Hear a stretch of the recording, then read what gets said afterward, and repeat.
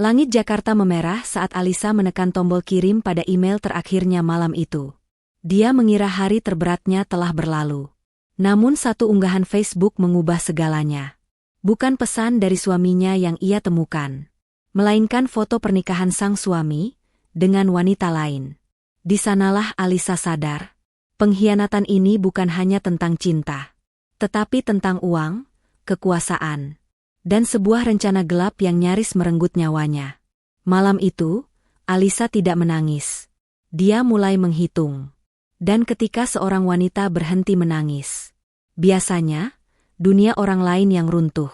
Assalamualaikum warahmatullahi wabarakatuh.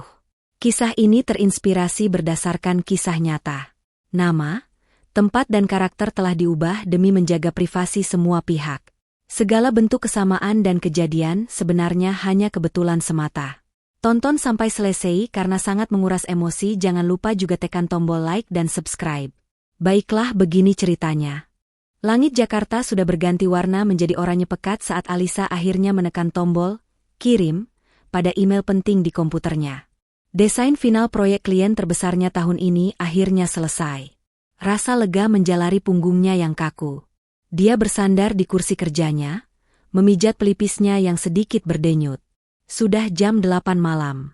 Ruangan kantor yang tadinya ramai kini mulai lengang. Alisa meraih ponselnya. Tidak ada balasan dari Diman suaminya. Pesan, hati-hati dinasnya di Surabaya ya, Mas. Aku tunggu kabarmu, masih centang 2 abu-abu. Alisa menghela napas. Mungkin Diman sangat sibuk. Pertemuan dengan klien di Surabaya pasti sangat menyita waktu, pikirnya. Dia merindukan canda tawa pria yang telah dinikahinya selama 5 tahun itu. Untuk mengalihkan rasa sepinya sejenak, Alisa membuka Facebook. Berita teman lama, iklan, lalu sebuah unggahan foto membuatnya berhenti menggulir. Foto itu berasal dari Ibu Sanah, ibu mertuanya. Jantung Alisa tiba-tiba berdebar. Foto itu adalah foto pernikahan.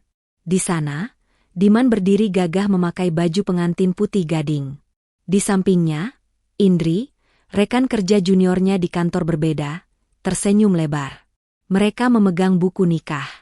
Di sekitar mereka ada Ibu Sanah, adik ipar, dan seluruh keluarga Diman. Semuanya tersenyum bangga. Alisa membaca keterangan foto, semoga samawa anakku sayang. Diman A. Indri. Akhirnya halal juga. Dunia Alisa seakan berhenti. Akhirnya halal juga. Kata itu menyeratkan sebuah proses panjang yang disembunyikan darinya. Dia membaca kolom komentar, "Selamat Mas Diman. Akhirnya Indri jadi bagian keluarga kita," tulis adik iparnya. Semua orang tahu. Mereka semua merayakan kebohongan besar ini. Alisa duduk terdiam di mobilnya di basement kantor. Dia menekan tombol panggil kontak Ibu Sanah. Telepon berdering 3 kali, lalu terdengar suara riang dan penuh kemenangan. "Assalamualaikum, Lis. Tumben telepon jam segini. Kamu lembur lagi ya?" Suara Alisa datar, dingin. "Waalaikumsalam, Bu. Ibu sedang di mana?" Kelihatannya sedang ramai. Syukuran pernikahan Diman dan Indri. Keheningan sesaat, lalu nada suara Ibu Sanah berubah sinis. "Oh, kamu sudah lihat Facebook Ibu? Ya, baguslah. Jadi, Ibu tidak perlu repot-repot menjelaskan lagi." "Kenapa, Bu? Kenapa kalian semua tega?" tanya Alisa. Ibu Sanah tertawa. "Kamu yang tega, Alisa. 5 tahun menikah, apa yang kamu kasih ke Diman? Kamu mandul. Diman itu butuh penerus. Indri sudah hamil 2 bulan, anak Diman. Daripada anak ibu berbuat zina, ya lebih baik ibu suruh mereka menikah. Kamu itu wanita karir yang egois. Harusnya kamu ikhlas dukung suami kamu." Klik. Telepon ditutup.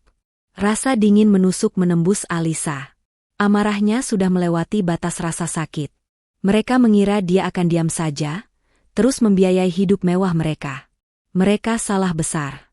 Alisa mengganti kontak di ponselnya. Kali ini dia menelepon pengacara pribadinya, Pak Rahmat. "Selamat sore, Pak Rahmat. Maaf mengganggu. Saya mau jual rumah saya. Rumah di Jalan Akasia nomor 1.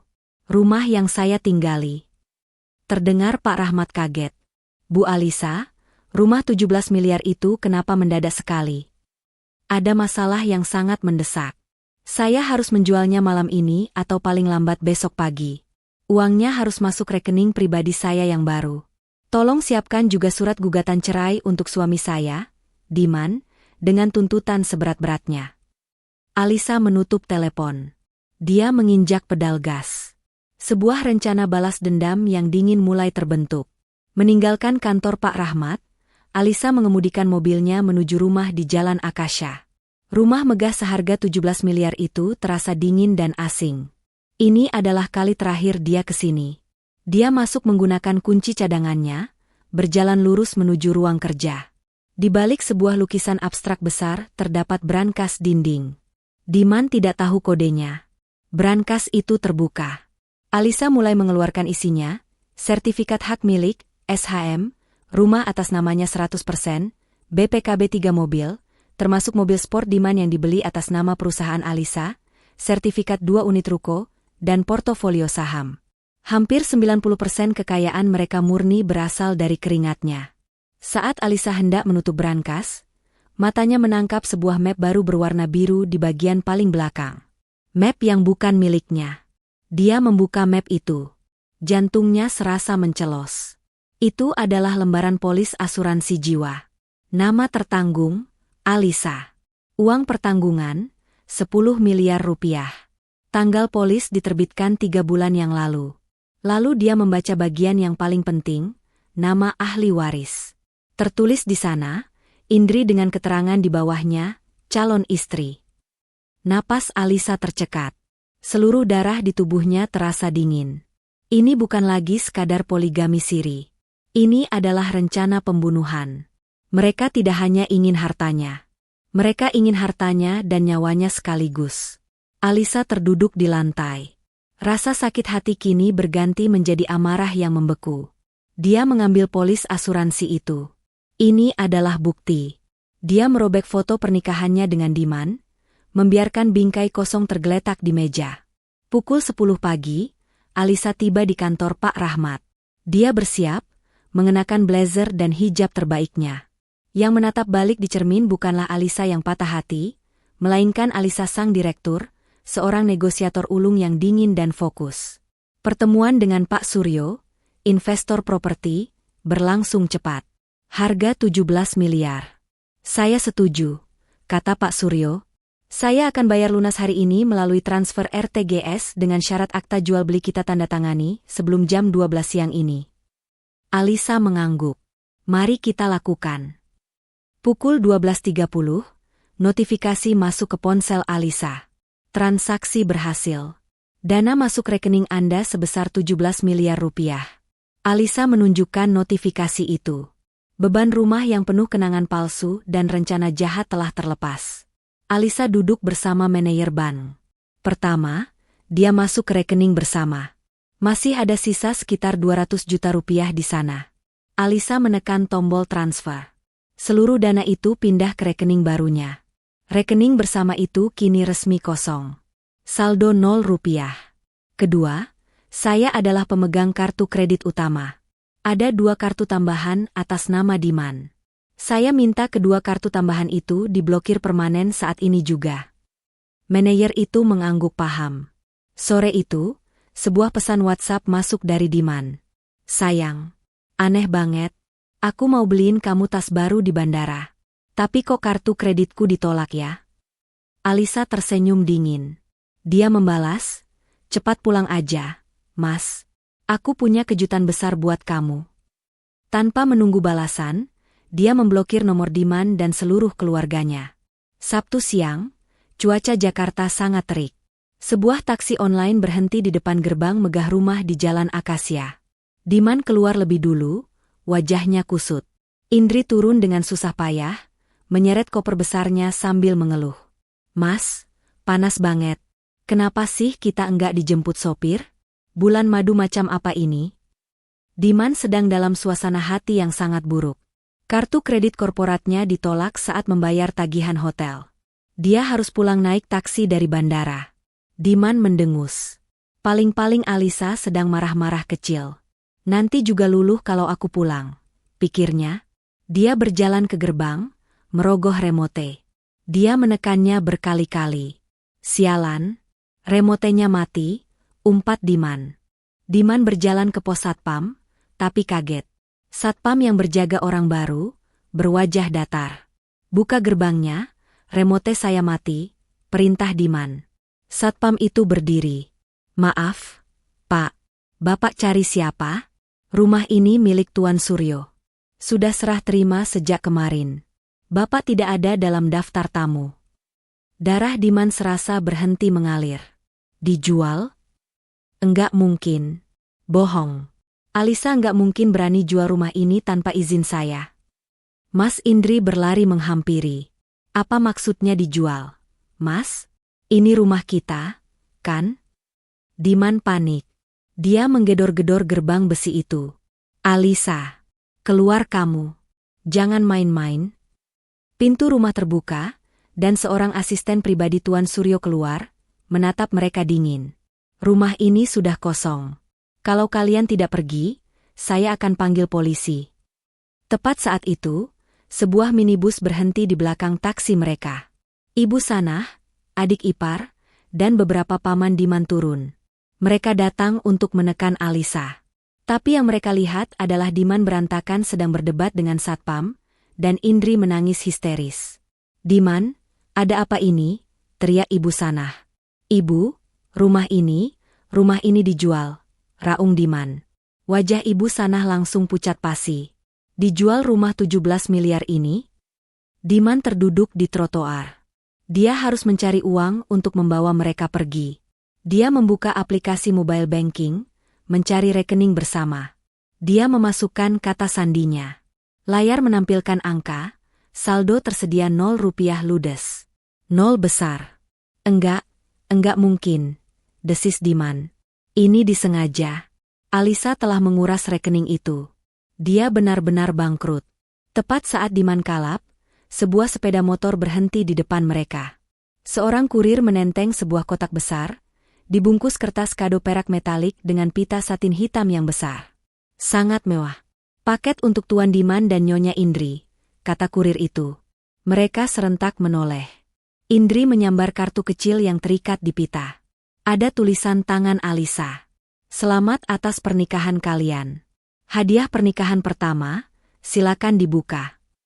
Mungkin dia minta maaf, celetuk Indri, matanya berbinar. Mungkin isinya perhiasan atau cek.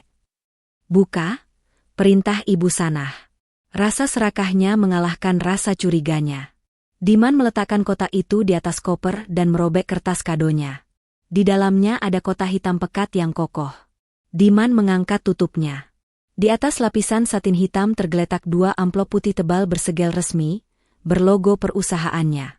1 untuk Diman, 1 untuk Indri. Surat cuma surat. Pekik Indri kecewa, menyambar amplopnya. Diman merobek segelnya dengan kasar. Di dalamnya, surat pemutusan hubungan kerja, PHK, dengan tidak hormat. Alasan, penggelapan dana dan pelanggaran berat etika perusahaan. Aku dipecat. Mas, aku dipecat, jerit melengking Indri. Kertas itu melayang jatuh. Diman kaku. Dia dipecat dari perusahaan yang dia bantu kelola. Diman menatap kosong ke dalam kotak hitam. Matanya menangkap sesuatu yang lain di bawah kain satin, selembar kartu kecil berwarna gading. Tulisan tangan Alisa, rapi, tegas, dan dingin. Diman membacanya dalam hati. Oh, iya, Diman. Perusahaan itu milikku. Sahamnya 90% atas namaku. Pak Hendy hanya menjalankan perintahku. Kamu baru saja memecat dirimu sendiri dari propertiku. Diman terhuyung. Dia bersandar pada pilar gerbang yang dingin. Dia hanya seorang pegawai. Diman, apa maksudnya ini? Ibu Sanah jelas melihat perubahan raut wajah Diman. Diman membaca kalimat itu keras-keras. Perusahaan itu milikku. Sahamnya 90% atas namaku. Bruk. Suara itu adalah suara tubuh Ibu Sanah yang ambruk ke trotoar. Dia pingsan. Diman melanjutkan membaca baris terakhir, tapi jangan khawatir, hadiah utamanya belum datang. Seolah menjawab pertanyaan Diman, dari ujung jalan terdengar suara sirine. 2 mobil patroli polisi berwarna putih dan biru tua berbelok ke jalan Akasia, dan melambat tepat di depan kerumunan kecil mereka. 4 orang petugas berseragam turun. Seluruh keluarga Diman langsung terdiam. Petugas senior itu menatap tajam Diman dan Indri. "Selamat siang. Kami menerima laporan dan bukti awal yang kuat atas dugaan tindak pidana penggelapan dana perusahaan dan penipuan." Jantung Diman serasa jatuh ke perutnya. "Penggelapan dana apa, Pak?" Diman mencoba tertawa. Tuduhannya spesifik. Dugaan penggelapan dana sebesar 530 juta rupiah dari PT Cipta Karya Desain yang dilakukan melalui pembuatan vendor fiktif bernama CV Pelita Jaya, klaim ganda, dan penyalahgunaan kartu kredit korporat. Anda berdua harus ikut kami untuk pemeriksaan lebih lanjut. Tepat saat Diman dan Indri hendak dibawa, sebuah mobil sedan hitam mewah berhenti mulus. Pintu terbuka. Alisa melangkah keluar. Dia tampak tenang, dingin, dan sangat berwibawa. Dia melepas kacamata hitamnya, memperlihatkan matanya yang sedingin es. "Alisa, kamu yang laporin saya, kan?" teriak Diman. "Suami yang mana?" tanya Alisa, suaranya jernih. "Suami yang diam-diam menikah siri dengan selingkuhannya? Suami yang membiayai pernikahan haramnya pakai uang curian? Atau suami yang berencana membunuh istrinya untuk mengklaim asuransi 10 miliar?" Alisa menoleh ke petugas. "Selamat siang, Pak. Saya Alisa. Saya pemilik 90% saham PT Cipta Karya Desain.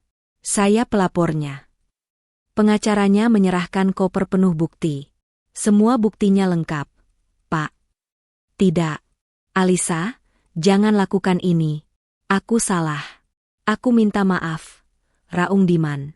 "Kesempatanmu sudah habis, Diman," kata Alisa. Diman mengamuk. "Ini semua gara-gara kamu, perempuan sialan.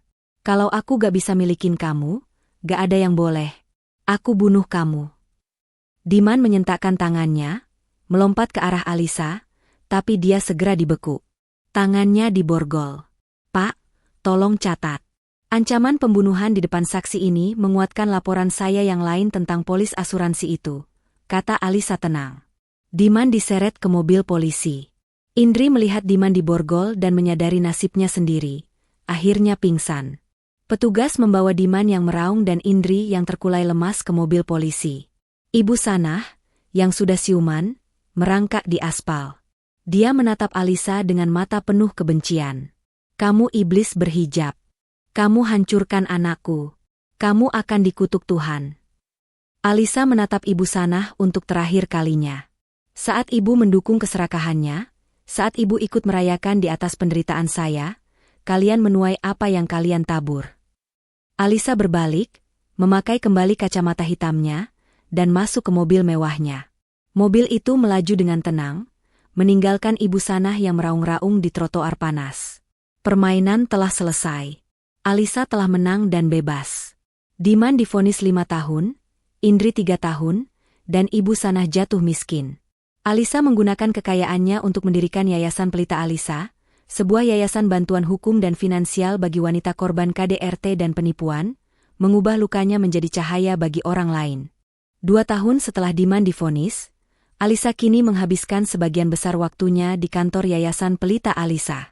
Kantor yang dulunya adalah salah satu unit ruko investasinya, kini telah direnovasi menjadi ruang konsultasi yang hangat dan profesional.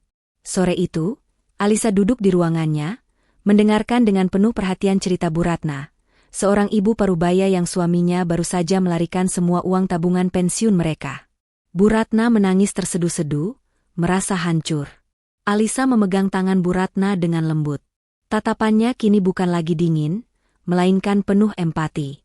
"Bu Ratna, saya tahu rasanya. Saya pernah berada di titik terendah, merasa bodoh dan dikhianati. Tapi percayalah, ini bukan akhir. Pelita Alisa ada di sini untuk memastikan Bapak itu mempertanggungjawabkan perbuatannya, dan memastikan Anda mendapatkan kemandirian finansial lagi.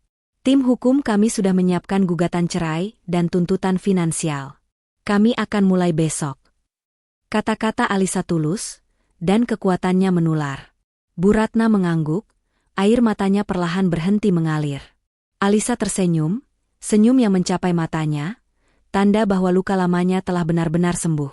Sementara Alisa menemukan tujuan hidupnya, Diman di balik jeruji besi lapas Cipinang menjalani sisa masa hukumannya.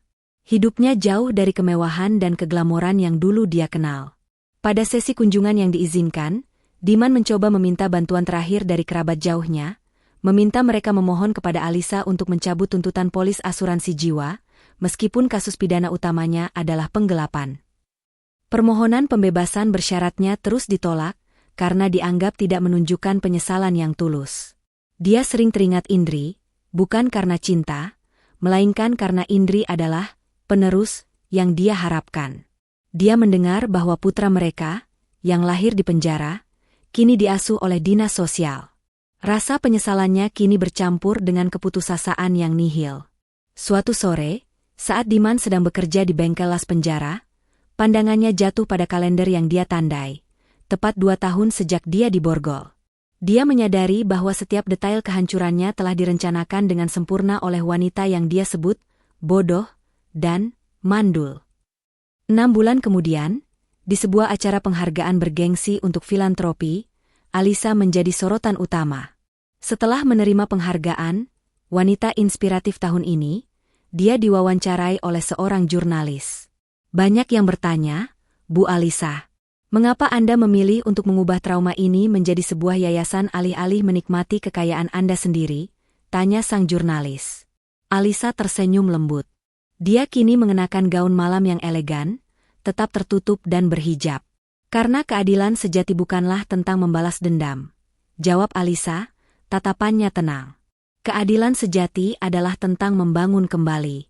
Saya tidak hanya mengambil kembali yang menjadi milik saya, tetapi saya memastikan bahwa cerita saya menjadi perisai bagi wanita lain. Setiap wanita harus tahu bahwa kekuatan terbesar mereka bukanlah dalam kepatuhan, melainkan dalam kemandirian finansial dan kekuatan hukum.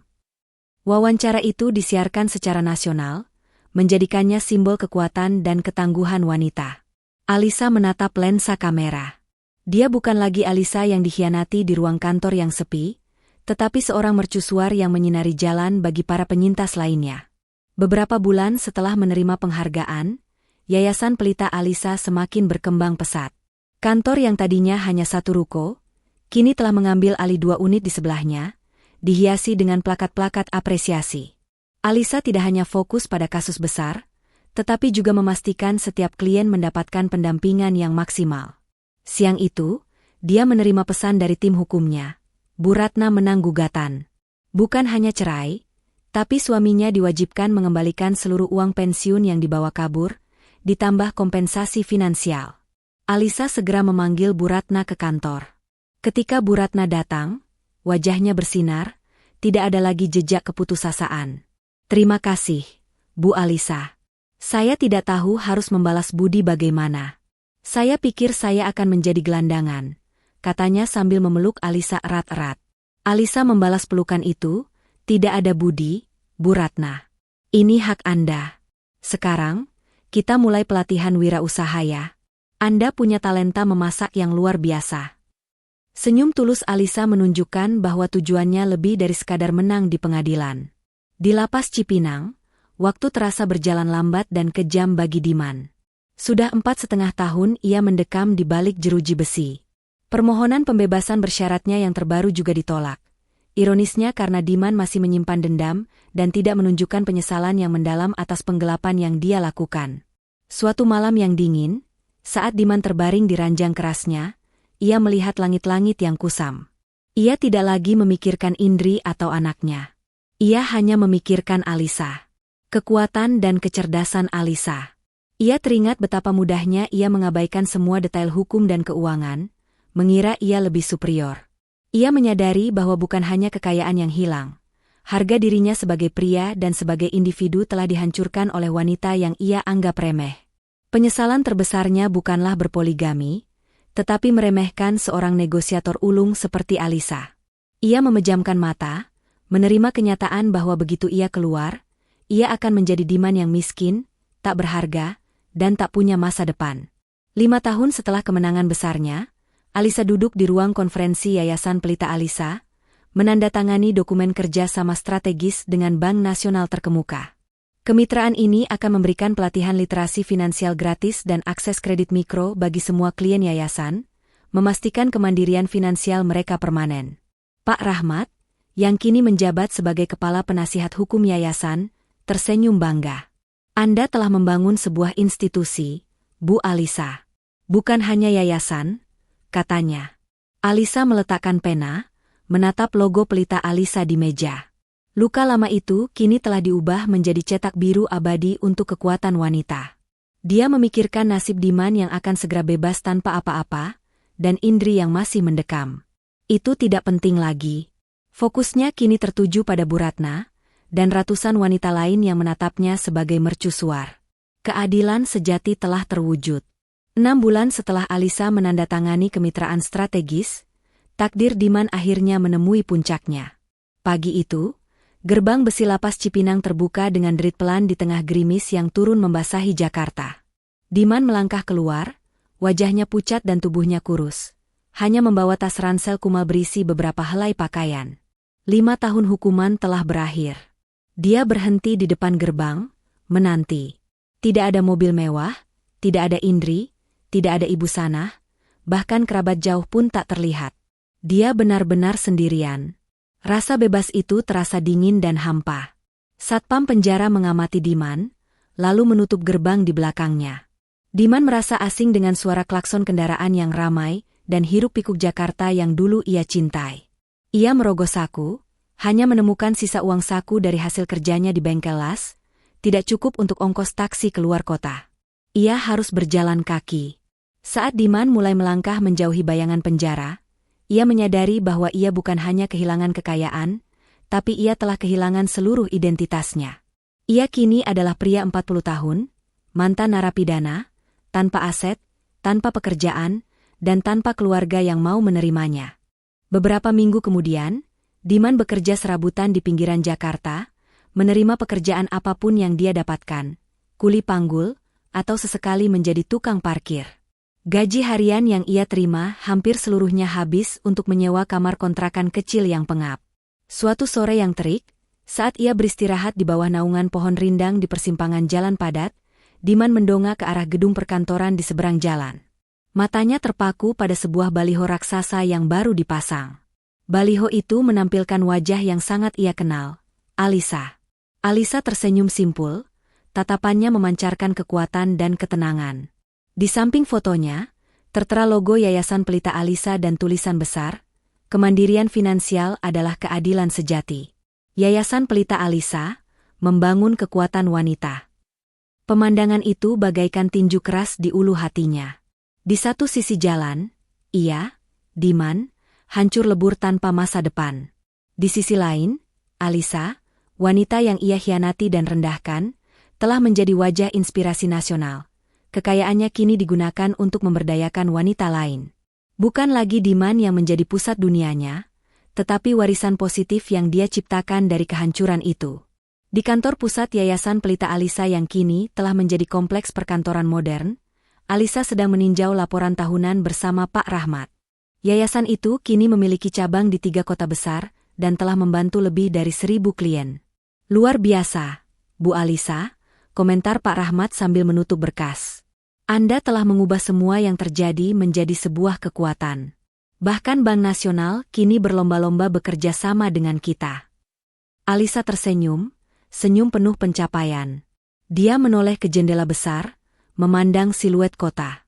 "Hidup ini bukan tentang menuntut, Pak Rahmat, tapi tentang mendefinisikan diri kita sendiri," ujarnya pelan. "Saya tidak peduli lagi apakah Diman menyesal atau tidak. Saya tidak peduli di mana Indri berada. Mereka adalah bagian dari babak yang sudah ditutup." Dia kembali menatap Pak Rahmat. "Fokus kita adalah pada babak selanjutnya. Kita akan meluncurkan program pelatihan wirausaha baru bulan depan. Dana dari penjualan PT Cipta Karya Desain sudah siap untuk investasi awal. Saya ingin kita melatih 100 wanita lagi tahun ini." Pak Rahmat mengangguk, bangga. Alisa kini telah menemukan kedamaian yang melampaui kekayaan dan balas dendam.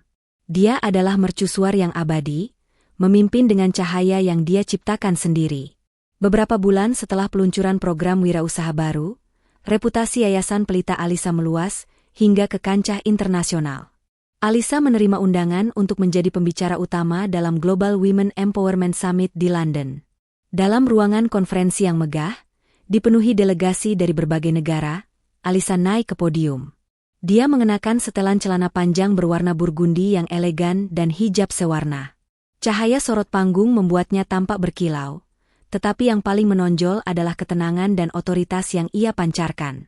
Pidatonya, yang berjudul Kemandirian Finansial, Garis Pertahanan Pertama, mengisahkan transformasinya dari korban pengkhianatan menjadi pendiri yayasan.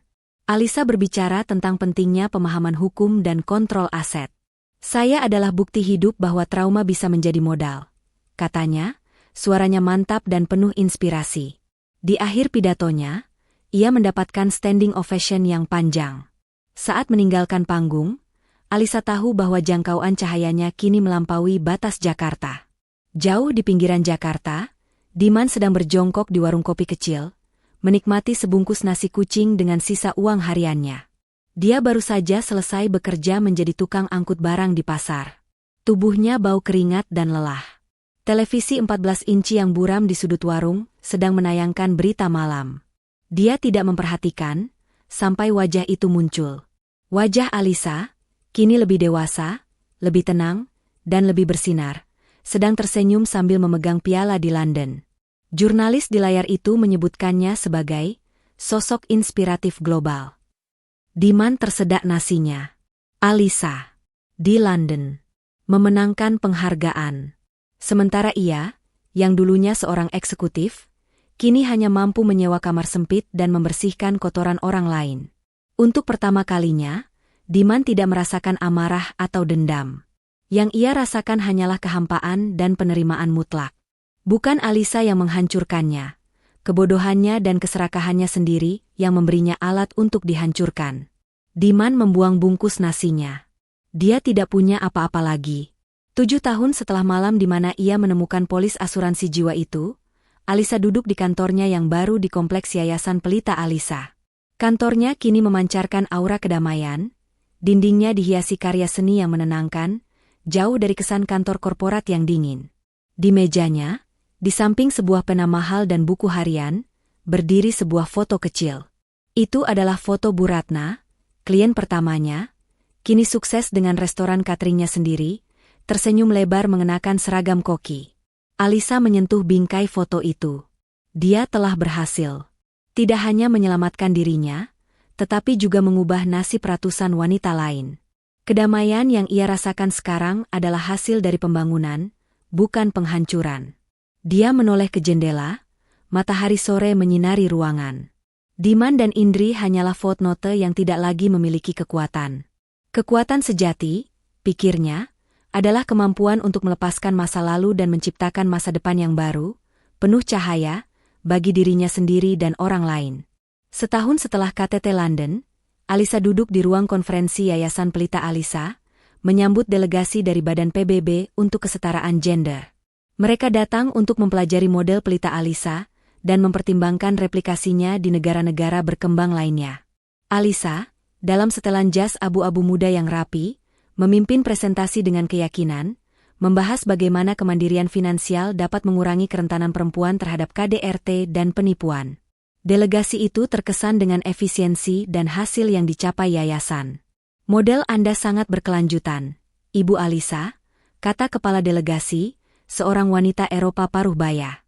Kami kagum bagaimana Anda mengubah trauma pribadi menjadi cetak biru untuk perubahan sosial. Alisa tersenyum. Trauma hanyalah data yang disalahgunakan. Kami mengubah data itu menjadi solusi. Ini adalah pengakuan global, puncak dari transformasi pribadinya. Di tengah kesibukan serabutannya, Diman sesekali menghabiskan waktu di taman kota yang sederhana, melihat orang-orang yang menjalani hidup normal. Suatu siang, dia melihat mobil van kecil berlogo, Dinas Sosial DKI Jakarta, berhenti dekat taman bermain anak. Seorang petugas dengan lembut membimbing beberapa anak kecil, termasuk seorang anak laki-laki berusia sekitar 5 tahun, yang rambutnya sedikit pirang dan matanya mirip Indri, putranya. Diman hanya bisa melihat dari kejauhan. Petugas dinas sosial itu membawa anak itu, yang tampak sehat dan bahagia, menuju sebuah klinik kesehatan terdekat. Tiba-tiba, seorang wanita parubaya, Bu Ratna, klien pertama Alisa yang kini sukses dengan bisnis cateringnya, datang menghampiri petugas itu. Bu Ratna berbicara sebentar, lalu dengan senyum hangat, ia memberikan sekantong makanan catering untuk anak-anak asuhan itu. Diman menyaksikan interaksi itu. Dia menyadari, meskipun anaknya diambil oleh sistem itu kini bekerja dengan baik, didukung oleh jaringan yang diciptakan oleh Alisa. Anaknya, yang Diman harapkan sebagai penerus, kini tumbuh di luar kendalinya, dan orang-orang yang dibantu Alisa, seperti Bu Ratna, kini menjadi penyedia kebaikan. Diman menundukkan kepala. Alisa telah mengambil segalanya darinya, bahkan masa depan yang pernah ia rencanakan untuk keturunannya. 8 tahun telah berlalu sejak malam pengkhianatan itu. Alisa kini berdiri di puncak gedung baru yang baru diresmikan, yang akan menjadi kantor pusat Yayasan Pelita Alisa dan pusat pelatihan kewirausahaan. Bukan lagi ruko sewaan, melainkan gedung perkantoran milik yayasan itu sendiri. Di lantai teratas, Alisa bersama Pak Rahmat menyaksikan matahari terbenam yang memukau di Cakrawala, Jakarta. Pak Rahmat, Diman sudah bebas beberapa waktu lalu, dan Indri juga akan menyusul, ujar Alisa pelan. Apakah Anda pernah berpikir untuk memeriksa bagaimana kabar mereka? Pak Rahmat menggeleng. Tidak. Itu tidak lagi relevan, Bu Alisa. Mereka memilih jalan mereka.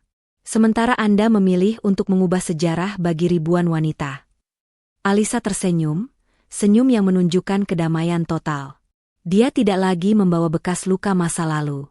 Ya, katanya, menoleh ke pemandangan kota yang berkilauan. Keadilan sejati bukanlah tentang melihat mereka jatuh. Keadilan sejati adalah berdiri tegak dan memastikan bahwa kejahatan mereka tidak pernah menghalangi kita untuk mencapai potensi kita yang paling besar. Dia mengangkat tangannya ke arah kota. Cahaya pelita Alisa akan terus bersinar. Beberapa bulan setelah Alisa memimpin presentasi di PBB, pintu lapas wanita Tangerang terbuka untuk Indri. Wajahnya yang dulunya ceria kini kusam dan dipenuhi bekas jerawat, tubuhnya kurus. 3 tahun adalah waktu yang lama. Sama seperti Diman, Indri hanya membawa tas ransel berisi sedikit barang. Harapannya melambung tinggi, mungkin Diman sudah menunggu, atau setidaknya ibunya akan datang. Namun, hanya ada gerbang besi yang tertutup dan hiruk-pikuk jalanan yang asing. Indri berdiri di trotoar, merasa bingung dan takut.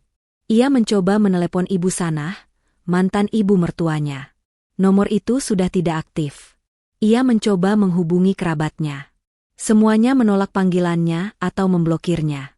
Indri menyadari, seperti Diman, dia telah dicoret dari kehidupan mereka, hanya menjadi aib yang harus disingkirkan. Dengan sisa uang yang sangat sedikit, ia naik angkutan umum menuju kontrakan sempit ibunya di Jakarta yang ia tahu alamatnya, berharap masih ada tempat berlindung. Indri tiba di kontrakan kumuh ibunya, terpencil di gang sempit yang bau. Ibunya, seorang wanita parubaya yang kini harus bekerja sebagai buruh cuci, membuka pintu dan menatapnya dengan dingin. Pergi. Kami tidak butuh aib lagi. Kamu membawa sial bagi kami. Ibunya membanting pintu, menolak Indri masuk. Sendirian dan putus asa, Indri akhirnya memutuskan mencari tahu tentang putranya. Menggunakan petunjuk dari petugas penjara, ia menemukan kantor dinas sosial. Petugas memberitahunya bahwa anaknya sehat, dirawat dengan baik oleh fasilitas asuhan anak dan sesekali dikunjungi oleh donatur catering, Bu Ratna, klien pertama Alisa. Indri duduk di bangku taman dekat kantor itu, menangis tanpa suara.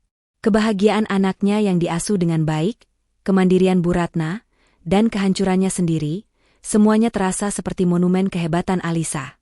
Alisa telah memenangkan pertarungan, bahkan atas masa depan anaknya yang ia harapkan. Pagi hari di hari peresmian gedung baru Yayasan Pelita Alisa, Alisa sibuk meninjau persiapan terakhir. Dari lantai teratas, ia melihat pemandangan Jakarta yang cerah. Pak Rahmat menghampirinya, membawa tablet. Selamat pagi, Bu Alisa. Indriani sudah bebas hari ini.